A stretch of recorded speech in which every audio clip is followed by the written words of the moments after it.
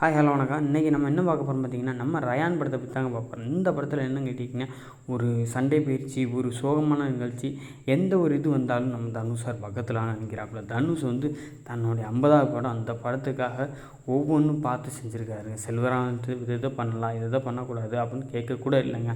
இருந்தாலும் ஜூனியருக்கு வித்தியாசம் இல்லாமல் அவர் பார்த்து பண்ணியிருக்காருங்க. ஸோ இதில் ஒரு மிஸ்டேக், தன்னுடைய 50வது படம் தன்னுடைய டைரக்ஷனில் நடக்குது அப்படின்னும்போது இதெல்லாம் பார்த்து பண்ணியிருக்காப்புலங்க. அப்படின்னும்போது சண்டை பயிற்சி நம்ம எஸ்ஏ சூர்யா கூட வந்திருக்காப்புல. அப்படின்னும்போது அவர் கரெக்டாக நடத்தியிருக்காருங்க. இன்னும் கேட்டிங்கன்னா, இதில் பிரபுதேவா வேறு வந்திருக்காப்புலங்க சண்டை பயிற்சிக்காக.